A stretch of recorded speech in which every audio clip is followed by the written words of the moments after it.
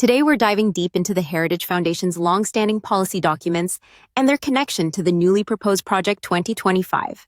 These documents have shaped conservative governance for decades, and Project 2025 is the latest evolution in this playbook. So, to start, let's look at the Mandate for Leadership series. It's been around since 1981, and it's still going strong today. Right. And what's fascinating is that Project 2025's Mandate for Leadership, the Conservative Promise, is actually the 9th iteration of this series. I mean, we're talking about over 40 years of shaping conservative policy. The early editions focused on things like tax cuts, military expansion, and regulatory rollback, essentially laying the groundwork for Reagan's administration. But as we move through the years, we see this document becoming more specific and more aggressive. Exactly. Each new version builds on the last one. The 1981 edition had 3,000 recommendations for Reagan's administration, which were ambitious to say the least. By the time we hit the 2016 edition, it was gearing up for a potential conservative administration with policies aimed at reshaping the entire federal government. It's pretty clear that over time, the Heritage Foundation has developed a consistent framework for what they believe conservative governance should look like. And then comes Project 2025. This document is not just a policy proposal, it's an action plan, complete with a personnel database of over 20,000 vetted conservatives. It's like they've taken all the lessons from the past iterations and created a full-on roadmap for the future. What's interesting, though, is how much more direct it is in terms of authoritarian goals. That's a key point. Project 2025 isn't just about policy, it's about power, concentrating it in the executive branch. There's a heavy focus on dismantling federal agencies, cutting regulations, and privatizing government services.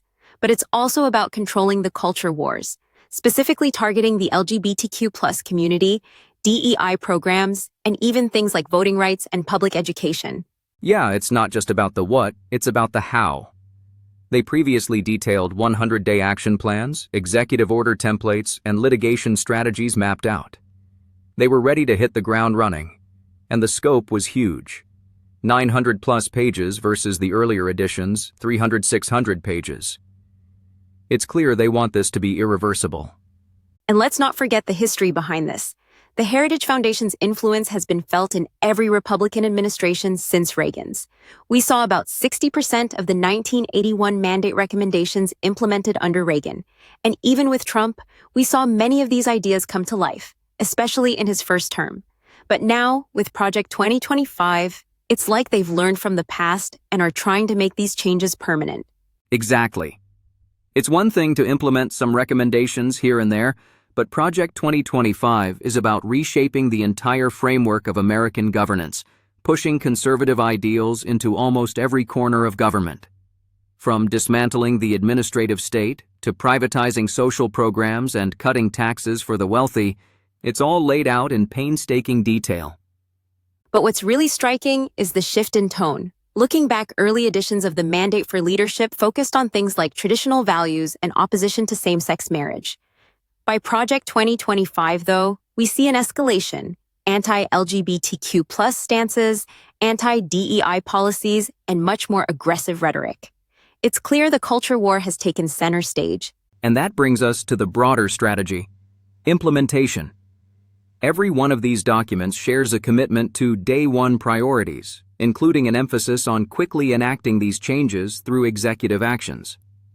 But with Project 2025, there's a lot more coordination, over 100 organizations involved, compared to the more heritage-centric efforts of the past.